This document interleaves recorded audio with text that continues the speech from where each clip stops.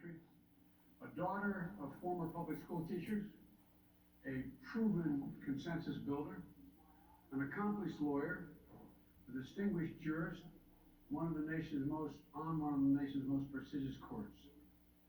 My nominee for the United States Supreme Court is Judge Ketanji Jackson.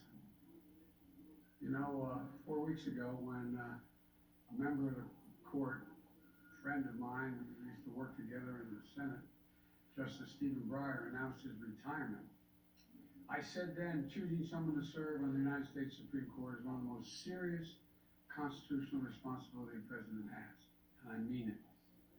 I promised the process would be rigorous, that I would select a nominee worthy of Justice Breyer's legacy of excellence and decency. Someone extremely qualified, with a brilliant legal mind, with the utmost character and integrity, which are equally as important. And that I would bring this decision, my perspective as a lawyer, former constitutional law professor, chairman of the Judiciary Committee for many, many years, and I'm almost reluctant to say it, someone who's presided over more Supreme Court nominations than almost anyone living today, which makes me 28 years old. I started doing it when I was 32. And who has devoted much of my career to thinking about the Constitution and the role of the Supreme Court. With that perspective, I carefully studied the record of candidates. I've invited senators of both political parties to offer their ideas and points of view, and I've met with a number. As a result, because I truly respect not only the consent, I know they give consent, but it says that the Constitution says advice and consent. And I sought the advice of Democrats and Republicans. I've consulted with leading legal scholars and lawyers, and I've been fortunate to have the advice of Vice President Harris. I mean this sincerely, an exceptional lawyer, a former Attorney General in California, and a former member of the Senate Judiciary Committee. And during this process, I looked for someone who, like Justice Breyer, has a pragmatic understanding that the law must work for the American people. Someone who has historical perspective to understand that the Constitution is a resilient charter of liberty. Someone with the wisdom to appreciate that the Constitution protects certain inalienable rights. Rights that fall within the most freedoms that our society recognizes.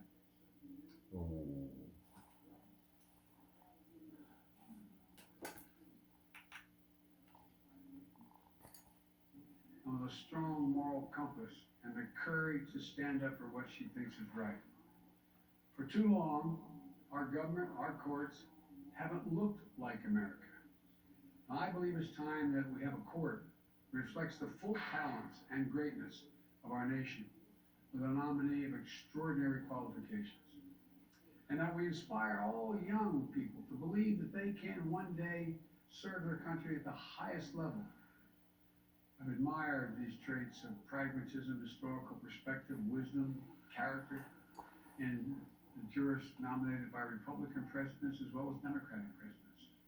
And today, I'm pleased to introduce to the American people a candidate who continues in this great tradition. Judge Jackson grew up in Miami, Florida. And by the way, the mayor of Miami, Republican, endorsed her. I thought that was interesting. Her parents grew up with segregation, but never gave up hope that their children would enjoy the true promise of America. Her parents graduated from historic black colleges and became public school teachers. Her mom a principal. Her dad a teacher who later went back to school and became a lawyer representing that very school district, that school board. Judge Jackson describes finding her love for the law from an apartment complex at the University of Miami where her dad was attending law school. She'd draw in her coloring book at the dining room table next to her dad's law books. She grew up to be a star student, elected mayor of her junior high school, and president of her high school class, where she was a standout. She was a standout in the speech and debate team. And it was after a debate tournament that took place at Harvard when she was in high school that she believed she could one day be a student there. There were those who told her she shouldn't set her sights too high, but she refused to accept limits others set for her. She didn't go on to Harvard undergraduate school, where she graduated magna cum laude. She went to attend Harvard Law School, where she was a top student and editor of the prestigious Law Review. Then she applied for a highly competitive and coveted clerkship on the United States Supreme Court, and she was selected. The justice who thought she was worthy of this high honor was a young lawyer, was none other than Justice Stephen Breyer, whose seat I'm nominating her to fill. Not only did she learn about being a judge from Justice Breyer himself, she saw the great rigor through which Justice Breyer approached his work. She learned from his willingness to work with colleagues with different viewpoints, critical qualities, in my view, for any Supreme Court justice. Now, years later, she steps up to fill Justice Breyer's place in the court with a uniquely accomplished and wide-ranging background. She served both in public service as a federal public defender, and in private law practice as an accomplished lawyer and with a prestigious law firm. If confirmed, she will join Justice Sotomayor as the only other member of the United States Supreme Court who has experience as a trial court judge, a critical qualification in my view, and once again, following the footsteps of her mentor, Justice Breyer, she become the only member of the court who previously served as a member of the United States Sentencing Commission. And she brings additional perspective to the court as well. She comes from a family of law enforcement, with her brother and uncles having served as police officers. That's one reason I expect by the Fraternal Order of Police, the national organization today, said, and I quote, "There's little doubt she has the temperament, the intellect, and legal experience and family background to have earned this appointment." And they went on to say, they're confident she will, quote, "approach her future cases with an open mind and treat issues related to law enforcement fairly and justly." Incredibly, Judge Jackson has already been confirmed by the United States Senate 3 times. First, to serve on the U.S. Sentencing Commission, a bipartisan independent commission I helped design to reduce the unwarranted disparities in sentencing and promote transparency and fairness in the criminal justice system. On the commission, Judge Jackson was known for working with Democrats and Republicans to find common ground on critical issues. Second, she was confirmed by the United States Senate with bipartisan support on the federal district court to administer justice with special rigors and fairness that come with presiding over trials. And third, she was confirmed with bipartisan Senate vote to serve on the U.S. Court of Appeals for the District of Columbia, considered the second most powerful court behind the Supreme Court itself, and the court she once argued cases before as a distinguished advocate. And when Judge Jackson was nominated to the Circuit Court, one of his distinguished retired members, Judge Thomas Griffin, a former general counsel of Brigham Young University and a George Bush appointee to the court, said he backed her enthusiastically, hailing her exemplary legal career in both public and private practice. And he went on to say, her careful approach as a trial court judge. Judge Jackson's service on the District Circuit Court, to the DC Circuit Court of Appeals, is another superb qualification for service on the Supreme Court.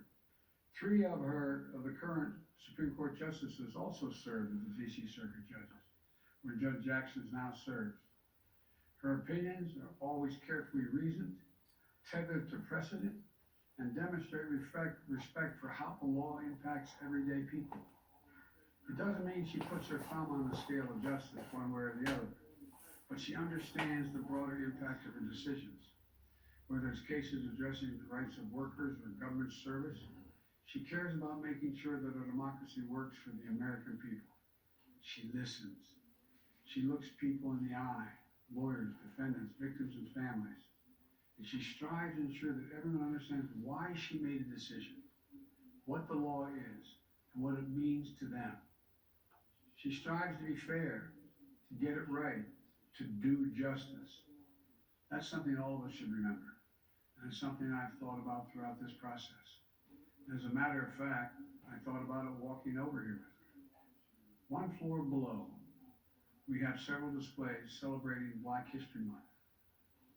One of them includes the judicial oath of office taken and signed by Justice Thurgood Marshall himself, an oath that will be once again administered to a distinguished American who will help write the next chapter in the history of the journey of America. A journey that Judge Jackson will take with her family. I hope I don't embarrass him, but her husband Patrick and a surgeon, Dr. Patrick, stand up, let him see who you are. There you go. They met when they were undergraduate students at Harvard, and he's a distinguished cancer surgeon at Georgetown. And like so many women in this country, Judge Jackson is a working mom. She had her eldest child, Talia, when she was a private lawyer in practice. She had her second child, Layla, when she served as on the U.S. Sentencing Commission. Stand up, Layla. I asked Layla when I showed her through the office whether she'd like to be president. She looked, no. There's other things. Anyway, Layla, you're welcome to be here. Thank you so much. And welcome your sister who's up in school in Rhode Island now. I have children and grandchildren. Let me tell you, Judge, you're always a mom. That's not going to change no matter what you're doing. Whether you're on the Supreme Court or not.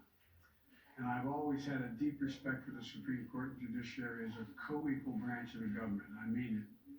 The court is equally as important as the presidency or the Congress. It's co-equal. So today, I'm pleased to nominate Judge Jackson, who will bring extraordinary qualifications, deep experience and intellect, and a rigorous judicial record to the court.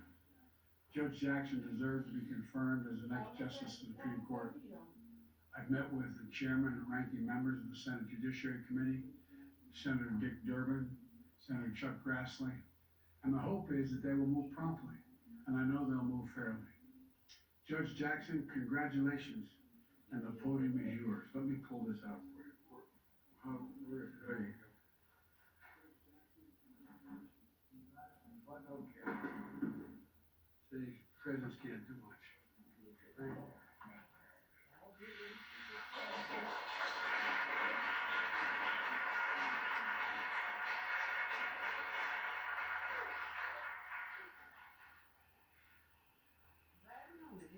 Thank you very much, Mr. President. I am truly humbled by the extraordinary honor of this nomination, and I am especially grateful for the care that you have taken in discharging your constitutional duty in service of our democracy with all that is going on in the world today. I also offer my sincerest thanks to you as well, Madam Vice President, for your invaluable role